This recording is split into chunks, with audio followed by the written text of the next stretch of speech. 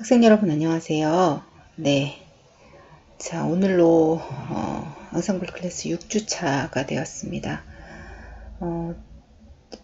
사실은 여러분들 만나서 이제 실기 수업을 해야 되는데 계속 이렇게 시간이 늦어지는 바람에 잘 됐죠? 뭐 이렇게 지난 시간에 바로크 음악에 이어서 오늘은 또 고전시대 피아노 앙상블에 대해서 좀 자세하게 알아보고, 또 여러분들 앞으로 뭐 모차르트나 베토벤, 하이든 음악을 연주할 일이 많을 텐데 그런 작곡가들의 특징과 작품 세계를 좀 이해를 하고, 앙상블뿐만 아니라 여러분들 독주 연주를 하는데도 좀 도움이 되고자 합니다. 물론 문헌 수업에서 여러분들 많이 듣기는 하겠지만, 오늘은 피아노 앙상블 음악을 중심으로 해서 좀 알아보고, 그리고 음악도 좀 몇 곡 좀 들어보도록 하겠습니다.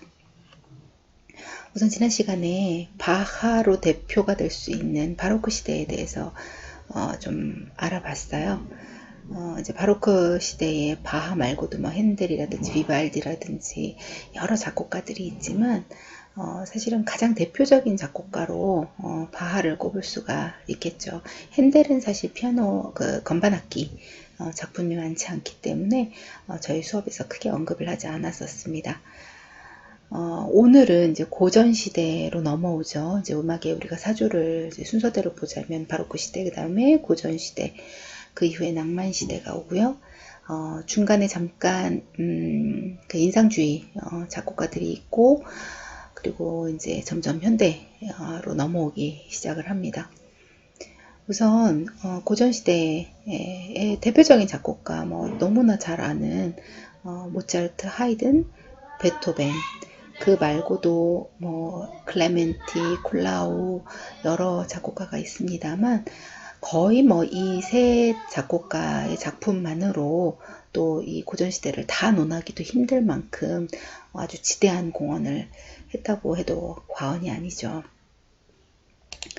우선은 고전시대 음악에 대해서 조금 한번 정의를 해볼 필요가 있겠어요. 고전시대는 1750년경부터 1810년까지 주로 오스트리아 빈을 중심으로 발전한 서양음악의 사조를 이야기합니다. 뭐 사실 같은 시기에 이탈리아, 뭐 프랑스 이런 쪽에서도 비슷한 음악들이 있었었지만, 그게 이제 나중에는 다 포함되는 개념으로 가기는 하지만, 일단 고전 시대가 생성이 되고 발전이 되고 했었었던 가장 주된 도시는 오스트리아의 빈이라고 할 수 있고요. 아까 말씀드렸던 세 명의 작곡가가 전부 오스트리아 빈을 중심으로 해서 활동을 했었기 때문에 아무래도 오스트리아 빈이 좀 중심이 될 수밖에 없는, 네, 그런 영향이 좀 있었었겠죠. 자, 고전 시대를 우리가 클래식이라고 얘기를 해요. 바로크 시대 클래식, 그다음에 로맨틱, 낭만이 로맨틱이라고 하고, 현대는 현대라고 하는데, 그 클래식, 우리가 일반적으로 그냥 고전 음악을 우리가 하는 고전 음악을 전부 클래식이라고 얘기를 하지만, 엄밀한 의미로 이 1750년에서 1810년까지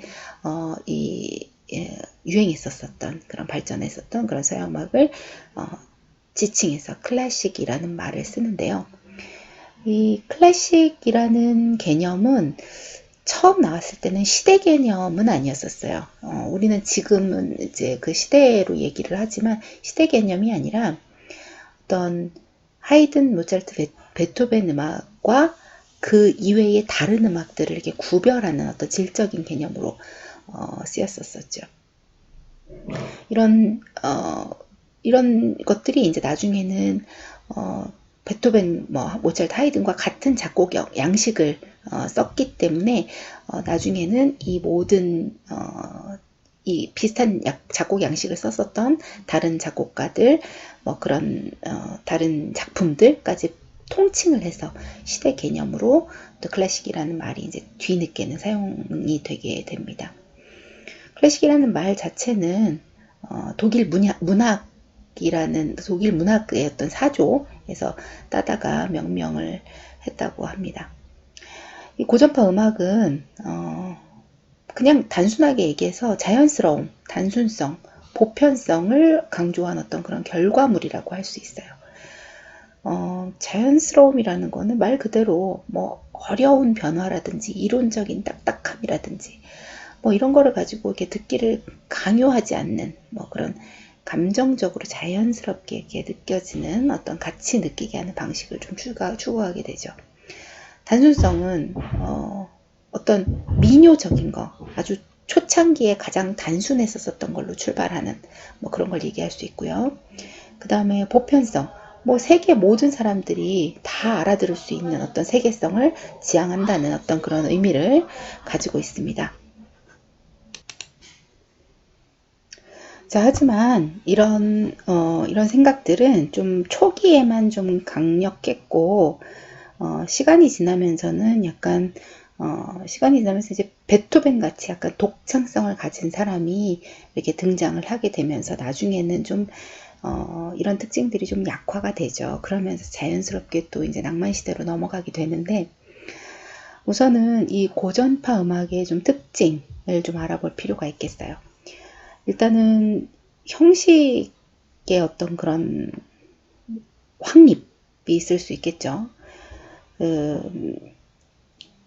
뭐 소나타, 또 협주곡, 뭐 이런 것들이 좀 실내악, 뭐 이런 것들의 어떤 형식이 딱 이제 수립이 된 이렇게 정립이 된 그런 시대라고 볼 수 있겠고, 또 기능화성이라고 해서 주요 사마음, 우리가 1도, 4도, 5도를 기반으로 하는 주요 사마음이 어떤 기능적으로 소나타 형식에서 이렇게 뭐 으뜸음과 딸림음 관계, 뭐 제1주제, 제2주제, 어떤 이런 여러 가지 그 법칙이 이렇게 성립이 된 시기라고 말을 할 수가 있겠어요. 그리고 이제 빈 고전파라고 하는 하이든, 모차르트, 베토벤, 아까 말씀드렸던 빈에서 활동했었던 이런 대표적인 작곡가들이 있을 수 있겠고, 또 뭐 그 이외에 보케리니, 뭐 클레멘티, 또 쿨라우, 뭐 이런 여러 가지 뭐 그 다음에 뭐 슈타미츠, 굉장히 많은 작곡가들이 있기는 있지만 아까도 말씀드렸다시피 이 세 작곡가의 어떤 아성에는 좀 범접하기가 좀 힘든 그런 형식, 그럴 만큼 대단한 어떤 작곡가죠. 자, 다음 슬라이드 보시면 이 세 작곡가 하이든, 모차르트, 베토벤을 좀 이렇게 비교를 해놓은 그런 좀 몇 가지를 좀 적어봤어요. 우선 하이든은 1732년에서 1809년까지 살았었던 사람이고, 또 소나타 형식의 기반을 둔 고전파 기악 양식의 완성에 공헌을 한 사람입니다. 이 하이든은 그 아버지가 음악가는 아니었지만 굉장히 이게 음악의 그 조예가 깊은, 그러니까 이제 아버지는 다른 일을 하지만 목소리가 좋은 테너였고, 또 어머니도 음악가는 아니었지만 굉장히 이렇게 음악을 사랑하는 부모 밑에서 자랐다고 해요. 그래서 어릴 때부터 그 빈에 보면은 이제 시내 한가운데 슈테판 성당이라는 데가 있는데, 거기에 이제 성가대, 그러니까 합창단이죠. 소년 합창단으로 들어가서 어렸을 때부터 이렇게 훈련을 받은 그런 그 이력을 좀 가지고 있어요. 자, 이 하이드는 뭐 굉장히 유명한 뭐 놀람 교향곡 알죠? 그 다음에 트럼펫 협주곡, 그리고 뭐 천지창조, 이런 오라토리오 작품. 천지창조는 이제 후반기에 작곡된 이제 오라토리오 곡이고, 현악사중주, 그 다음에 협주곡, 뭐 굉장히 많은 작품들을 썼지만 가장 대표적으로 좀 볼 수 있는 거는 교향곡이 있겠어요. 뭐 교향곡의 아버지라고도 하고, 굉장히 많은 그 양적으로도 많은 교향곡을 좀 작곡을 했었었고, 그 다음에 종교음악, 그 다음에 뭐 오페라도 일부 작곡을 했다고 합니다. 아주 실력이 좋고 인성이 훌륭해가지고 사람들이 아주 하이든을 좋아하고 많이 이렇게 존경하고 따랐다고 해요. 어렸을 때부터 노래를 많이 듣고 또 타고난 재능이 있는 사람이죠. 뭐 사실은 이 세 사람 중에 뭐 타고난 재능이 없다고 말을 하는 사람, 뭐 재능이 없는 사람은 없겠지만, 그리고 또 이제 모차르트는 하이든과는 24살 차이예요. 이렇게 태어난 그 연도를 보시면 알겠지만 1756년에 태어났죠. 그래서 하이든과 24살 차이이긴 해도 나중에 이제 하이든과 모차르트가 나이 차이가 많음에도 불구하고 만나서 서로 음악적인 교감을 많이 했었다고 해요. 오스트리아에서 태어났고, 그 다음에 기악과 성악, 뭐 장르를 가리지 않아요. 그리고 종교와 세속, 종교 음악이든 세속 음악이든 그것도 가리지 않는 어떤 전 분야에 있어서 아주 예술적인 완성도가 높은 그런 작곡가로 알려져 있고, 뭐 오페라 마술피리, 뭐 교향곡 40번, 41번 이런 것들이 굉장히 유명하죠. 모차르트는 아버지 어머니도 그렇죠. 이제 음악가 집안에서 태어났고, 그 누이도 굉장히 굉장한 천재 음악가고, 물론 모차르트에 가려져서 어떻게 보면 좀 제대로 빛을 보지는 못했지만 아무튼 모차르트 못지않게 굉장히 재능을 가진 그런 음악가였다고 합니다. 이 누이와 어렸을 때부터 이렇게 피아노 듀엣 연주를 하는 거를 굉장히 좋아하고, 그래서 9살 때 첫 피아노 듀오 그 소나타를 작곡을 해서 연주를 했다고 하고, 그리고 어릴 때부터 부모님을 따라서 전 유럽에 아주 많이 연주 여행을 다니면서 다양한 음악들을 이렇게 접할 기회가 있었다고 해요. 그리고 그 자신이 천재 피아니스트이고 어렸을 때부터 가장 이렇게 다루기 쉬운, 가장 가까이 있었던 악기가 피아노이기 때문에 당연히 작곡도 피아노로 이렇게 시작을 했겠죠. 그러다 보니까 어떤 피아노 음악에 대한 그런 애정이 참 남달랐다고 해요. 그래서 그 전 생애를 통틀어서 이렇게 피아노 음악을 굉장히 많이 작곡을 한 그런 또 작곡가이기도 하죠. 뭐 교향곡, 오페라, 아까 말씀드렸던 그런 뭐 기악곡 등 아주 많은 작품들을 작곡을 했어요. 자, 아까 하이든 때 좀 빠뜨린 게 있는데, 이렇게 하이든, 모차르트, 베토벤의 어떤 작품, 보통은 우리가 작곡가의 작품에 번호를 붙일 때 OP 번호라고 해서 오퍼스 번호를 붙이게 돼요. 그래서 OP 몇 번이다 이렇게 얘기를 하는데, 하이든은 호보켄이라는 사람이 지금 HOB라고 되어 있죠. HOB, 이 사람이 이제 호보켄이라는 사람 이름인데, 이 사람이 하이든 작품을 이렇게 카테고리별로 정리를 해서 번호를 붙여서 이제 그 번호를 지금까지도 우리가 오퍼스 번호 대신에 이 호보켄 넘버를 써요.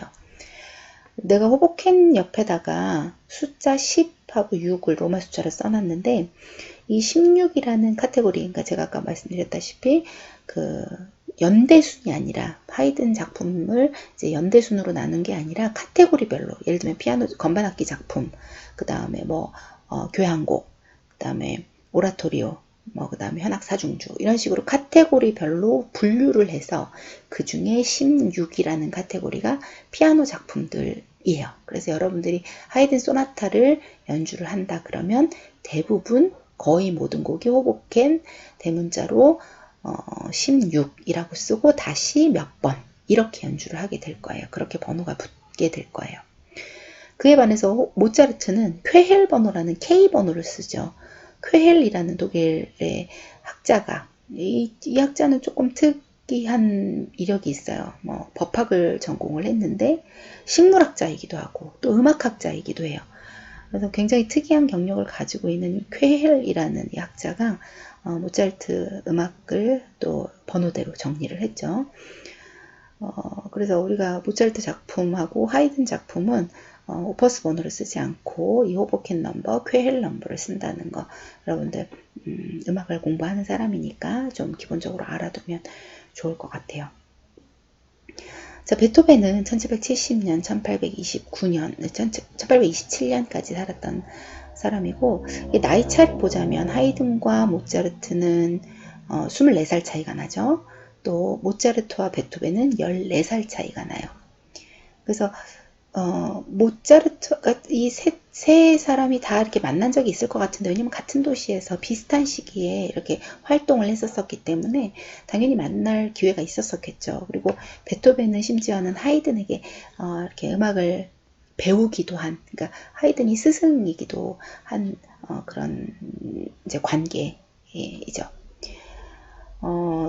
이 베토벤은 사실은 독일 본에서 태어났어요. 오스트리아가 아니라 독일 본에서 태어났는데 이제 성인이 되면서 오스트리아 빈으로 건너오게 돼요. 그래서 생애 대부분을 오스트리아 빈에서 거주를 하게 되고 뭐 다 아시다시피 점점 이제 귀가 안 들리기 시작을 해서 그의 생애 뭐 마지막쯤에 돼서는 전혀 귀가 들리지 않는 채로 작곡된 곡들도 굉장히 많아요.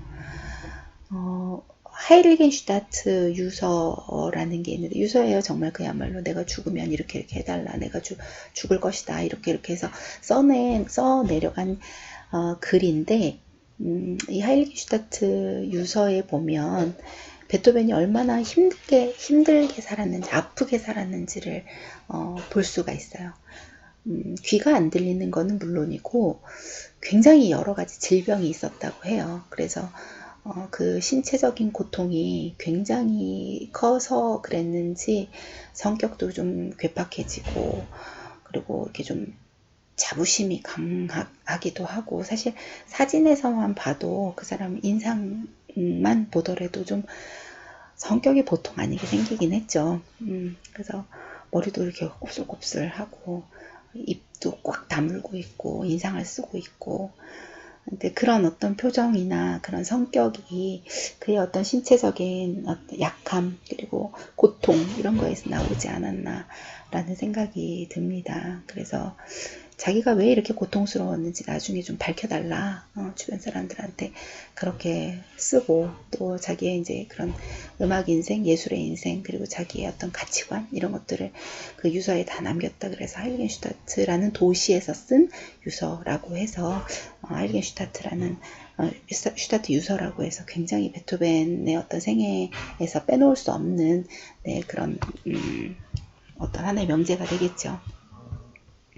또 베토벤의 어떤 그 공헌을 보자면 소나타 형식을 약간 개혁을 한 게 있어요. 뭐 또 소나타 형식이 어디에 뭐 없어지기 하겠습니까마는, 소나타 형식이 보통 제1주제, 제2주제가 나오고 그게 5도 간격으로, 뭐 예를 들면 C 메이저로 시작했으면 제2주제는 G 메이저로 뭐 이렇게 변하고, 이런 어떤 형식 자체를 약간은 좀 파괴를 한 게 있어요. 그래서 뭐 3도 그런 차이로 간다든지 이런 식으로 조금은 기존의 하이든 시대에 확립을 했었던 그런 소나타 형식을 약간은 개혁을 한, 그리고 변주곡의 어떤 그런 기법, 굉장히 대규모의 변주곡을 뭐 디아벨리라든지 이런 변주곡을 써서 어떤 그런 기법을 좀 발달시키기도 했고, 결국에는 이게 이제 슈베르트 시대까지 이제 넘어가게 되면서 어떤 낭만 시대를 열었다고 할 수 있죠. 그러니까 이제 고전 시대는 하이든이 문을 열었고, 그 다음에 모차르트가 발전을 시켰고, 그리고 드디어 베토벤 시대에 와서 꽃이 피었다고 해도 과언이 아닐 만큼 이 짧은 이 세대이기는 하지만 굉장한 발전들을 이룩한 이 세 개의 아주 작곡가, 세 명의 대작곡가라고 할 수 있겠습니다. 마찬가지로 그 고전적 어떤 형식 제약에서 좀 탈피한 그런 공헌도 또 있을 수 있겠죠. 아까 하이든은 호보켄 넘버를 쓴다고 그랬고, 모차르트는 쾌헬 번호를 쓴다고 그랬는데, 베토벤은 보통 오피 번호를 써요. 오퍼스 번호를 쓰는데, 앞에, 그러니까 베토벤 초기 작품, 그러니까 오퍼스 번호가 붙지 않은 채로 나중에 발견이 됐다거나, 아니면 오퍼스 번호를 그러니까 붙이기가 좀 출판이 되지 않은 채로 발견이 된, 그래서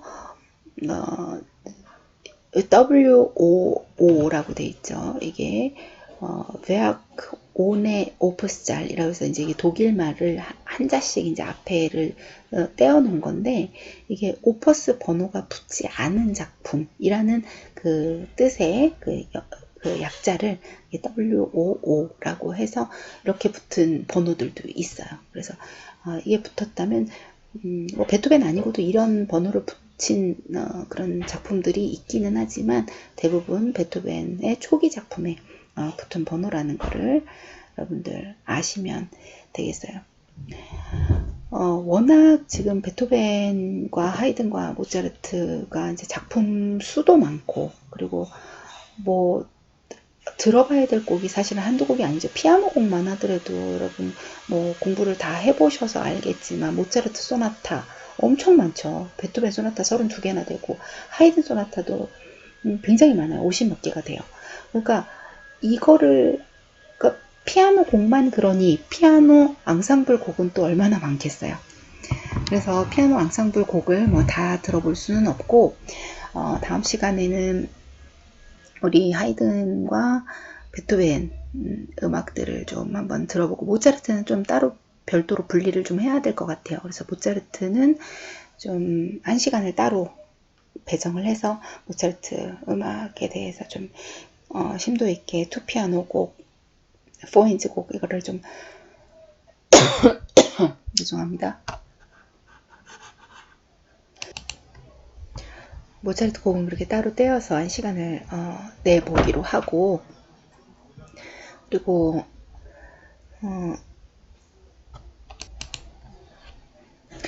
그리고 여담으로 여러분들 제가 이제 과제를 어쨌든 시험은 봐야 되고 여러분들 연습은 해야 되니까 곡을 정해서 각자 파트를 연습을 해서 녹화를 해서 이제 보내달라고 했더니 몇몇 대학생들이 이제 연습할 곳이 없어서 좀 어렵다 하는 친구들이 있는데, 일단 되는 친구들은 일단 이번 주죠. 이번 주 내로 일단 녹화를 좀 하세요.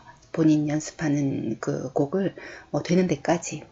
너무 빠른 템포가 힘들면 좀 천천한 템포라도 본인 파트를 연습한 데까지 일단 녹화를 좀 하시고, 그리고 카톡으로든 아니면 내가 과제창을 열어놓을 테니까 과제창에 올리든 해서 일단은 올려주고, 여건이 안 되는 학생들은 저한테 개인적으로 연락을 주면 연습을 할 수 있는 장소를 좀 제가 알아봐 드리던지 아니면 이게 녹화를 할 수 있도록 좀 한번 해볼게요. 이게 학교가 지금은 이게 연습실을 사용할 수 있는 상황이 아니다 보니까 여러분들이 좀 그런 거에 대해서 어려움이 좀 있는 것 같아요. 그래서 개인적으로 저한테 연락을 주거나 카톡을 주거나 전화를 주거나 하면 어떻게든 방법을 좀 찾아보도록 할 테니까 좀 여건이 안 되는 친구들은 저한테 개인적으로 연락을 주시고, 일단 과제창에 이번 주 내로는 본인이 연습한 것들을 좀 올려줄 수 있도록 좀 부탁을 좀 할게요.